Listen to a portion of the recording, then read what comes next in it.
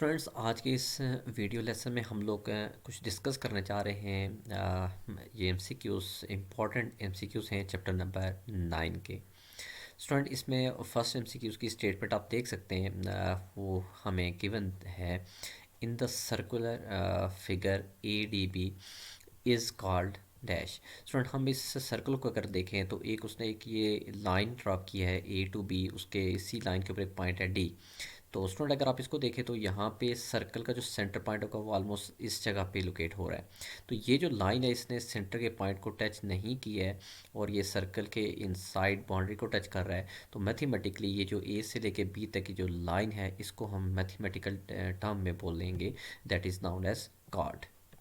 Student इसी तरह इसी का जो दूसरा एमसीक्यूज है उसकी स्टेटमेंट है कि in the circular figure A C B is called. Student आप इस सर्कल को अगर आप देखें तो अब उसने मेंशन किया है ए सी बी को। तो अगर आप देखें तो ए जो पॉइंट है वो भी सर्कमफ्रेंस पे इस बाउंड्री पे है, बी भी है और ये सी भी ही इस जगह पे लोकेट किया गया है अकॉर्डिंग टू द फिगर जो बुक के अंदर गिवन है। तो स्टूडेंट अगर आप देखें तो ये तो सर्कमफ्रेंस का पार्ट है, तो इट मीन्स कि मैथमेटिकली हम इस ए सी बी को बोलेंगे that is known as the arc of this circle, that is known as ACB।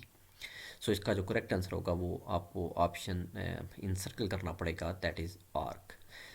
फिर इसी तरह स्टूडेंट हम थर्ड एमसीक्यूज को अगर हम डिस्कस करें तो इसमें स्टेटमेंट है कि in the circular fig there will be two chords A B and C D, if they are equidistant from the centre then they will be dash to each other. Student ये mathematically एक हमारे पास इसी chapter का chapter number 10 का एक theorem है जिसको वहाँ पे डिटेल में प्रूव किया गया है।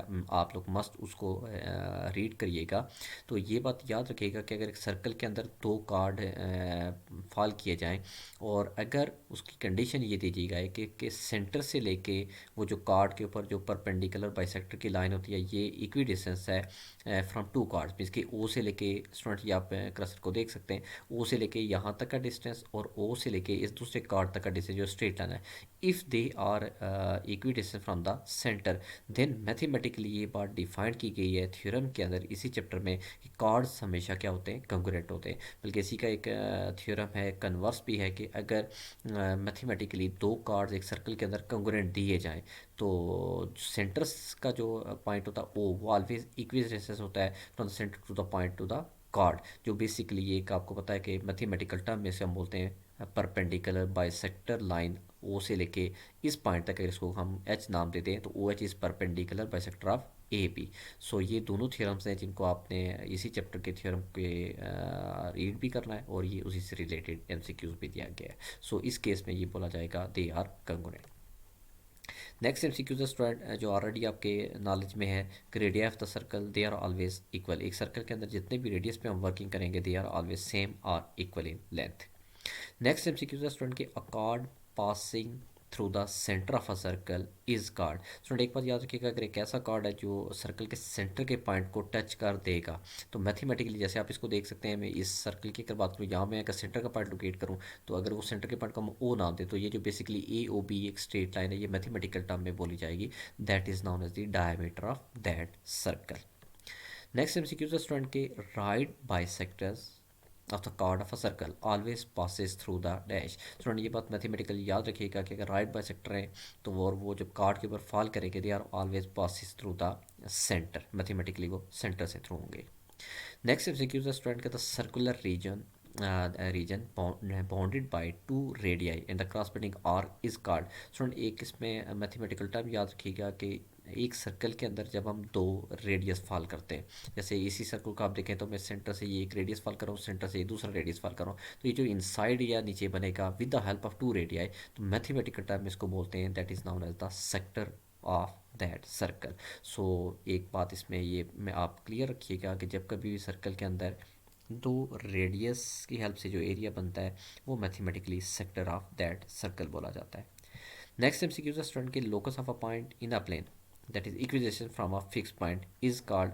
तो स्टूडेंट एक बात याद रखिएगा कि फॉर एग्जाम्पल से मैं इस सर्कल की बात करूँ, मैं ये सेंटर का पॉइंट फिक्स पॉइंट ले रहा हूँ, तो इस सेंटर के पॉइंट को मैं फिक्स पॉइंट रखते हुए तो इसी प्लेन के ऊपर मैं एक रोटेशन जब डालूंगा, तो जब वो रोटेशन में डालूंगा थ्रू अ फिक्स पॉइंट तो मैथमेटिकली हम कंस्ट्रक्ट करेंगे that is known as a circle.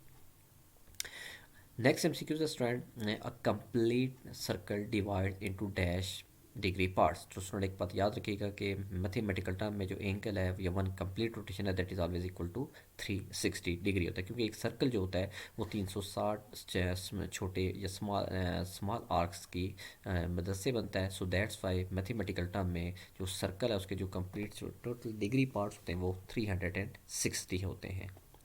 Next MCQ student जो हम डिस्कस करने चाह रहे हैं ये एग्जैक्टली इसी चैप्टर का थ्योरम नंबर 1 है। ये मैंने इसको मेंशन भी कर दिया, तो आप इसको मस्ट बुक से रीड कर दीजिएगा। ये मैथमेटिकल स्टेटमेंट है कि through how many non collinear points circle के पास, मीन्स के आप कितने पॉइंट्स नॉन कोलिनियर हों जिनसे एक वक्त में एक सर्कल ही पास किया जा सकता है। तो मैथमेटिकली अगर हम लोग प्लेन के अंदर 3 नॉन कोलिनियर पॉइंट्स लें तो आप उन 3 नॉन कोलिनियर पॉइंट से एक में एक सर्कल पास किया जा सकता है। तो मैथमेटिक्स का जो रिजल्ट है वो तो 3 होगा, लेकिन एग्जैक्टली ये थ्योरम नंबर 1 है इसी चैप्टर नंबर 10 का। तो मस्ट आपने इस चैप्टर नंबर 9 का सॉरी, तो आपने मस्ट इस थ्योरम को रीड करना है, इसकी स्टेटमेंट को और इसकी फिगर को भी, और जो प्रूफ की कंडीशन है तो वहाँ से आपको इसको मस्ट इसका अच्छा आपको कंसेप्ट भी क्लियर हो जाएगा।